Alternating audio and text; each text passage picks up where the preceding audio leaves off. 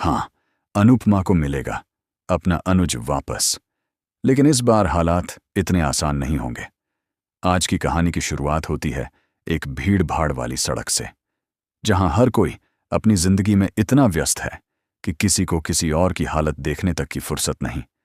गाड़ियों की आवाज, लोगों की भाग दौड़ और शोर शराबे के बीच आज एक ऐसा सच सामने आने वाला है जो सिर्फ एक इंसान नहीं बल्कि कई रिश्तों की नींव को हिला देगा। अनुपमा आज किसी जरूरी काम से घर से बाहर निकली होती है। उसके चेहरे पर हल्की थकान है, लेकिन आंखों में वही पुरानी चमक, वही हिम्मत जो हर मुश्किल से लड़ने का जज्बा देती है। चलते चलते अचानक उसके कदम रुक जाते हैं, जैसे किसी ने उसे आवाज दी हो, जैसे दिल ने उसे रोक लिया हो। उसकी नजर सड़क के एक कोने में बैठे एक भिखारी पर पड़ती है। उसकी हालत बेहद खराब होती है। फटे हुए कपड़े, गंदगी से भरा शरीर, बिखरे बाल और आंखों में गहरी उदासी। वो इंसान जैसे दुनिया से हार चुका हो, जैसे जीने की कोई वजह ही न बची हो। पहले तो अनुपमा उसे नजरअंदाज करके आगे बढ़ने की कोशिश करती है, लेकिन उसका दिल उसे जाने नहीं देता।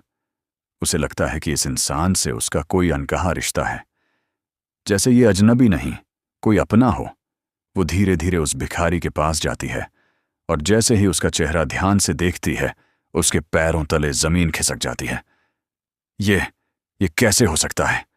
उसके होंठ कांपने लगते हैं।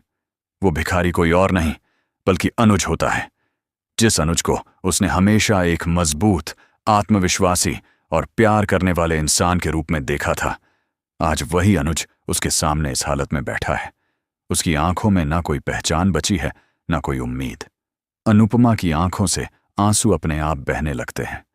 वो तुरंत उसके पास बैठती है और कांपती आवाज में कहती है, अनुज, अनुज। कुछ सेकंड तक कोई जवाब नहीं आता, लेकिन फिर अनुज की उंगलियां हल्की सी हिलती हैं। उसकी आंखें धीरे धीरे खुलती हैं और वो सामने अनुपमा को देखता है।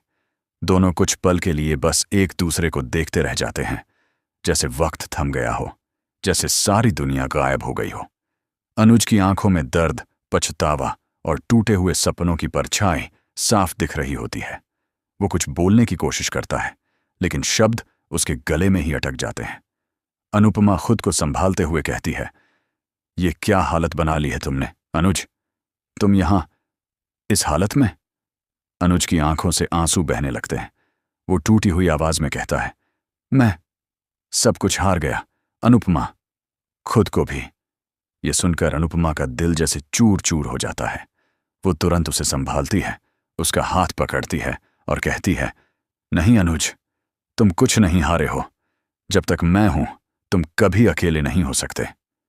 वो तुरंत लोगों की मदद से अनुज को उठाती है और पास के अस्पताल लेकर जाती है।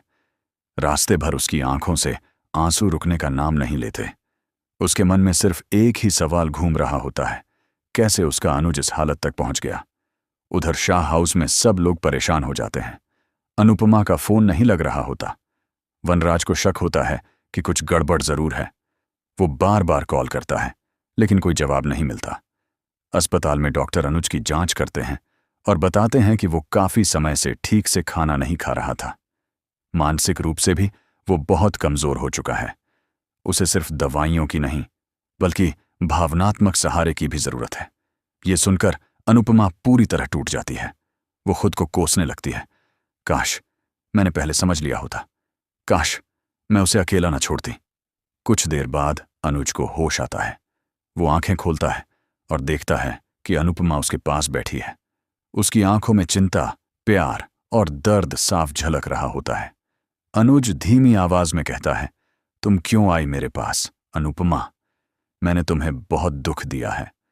अनुपमा उसकी बात बीच में ही रोक देती है।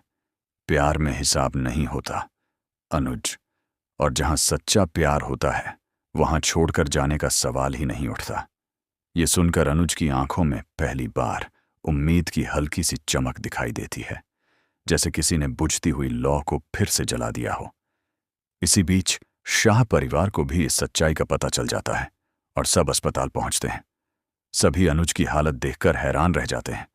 काव्या, बा और बाकी सबकी आंखें नम हो जाती हैं। वनराज भी कुछ पल के लिए चुप हो जाता है। वो पहली बार महसूस करता है कि हालात कितने बिगड़ चुके हैं, और शायद उसने भी कहीं ना कहीं गलती की है। अब कहानी एक नए मोड़ पर आ चुकी है। क्या अनुज फिर से अपनी पुरानी जिंदगी में लौट पाएगा? क्या अनुपमा का प्यार उसे फिर से खड़ा कर पाएगा, या फिर ये दर्द उनके रिश्ते को हमेशा के लिए तोड़ देगा? अनुपमा अब ठान चुकी है, वो अनुज को इस हालत से बाहर निकाल कर रहेगी, चाहे इसके लिए उसे कितनी भी मुश्किलों का सामना क्यों न करना पड़े। वो पीछे नहीं हटेगी। उसकी आंखों में अब आंसू नहीं, बल्कि एक जिद है, अपने प्यार को वापस पाने की जिद, अपने अनुज को फिर से खड़ा करने की जिद। और इसी इमोशनल मोड पर कहानी रुक जाती है, एक बड़े सवाल के साथ। क्या ये टूटा हुआ रिश्ता फिर से जुड़ पाएगा, या किस्मत इनके प्यार की एक और परीक्षा लेने वाली है? अगर आप भी चाहते हैं कि अनुज शो में वापस आ जाए, तो कमेंट में यस लिखें, क्योंकि आपकी राय हमारे लिए बहुत जरूरी है।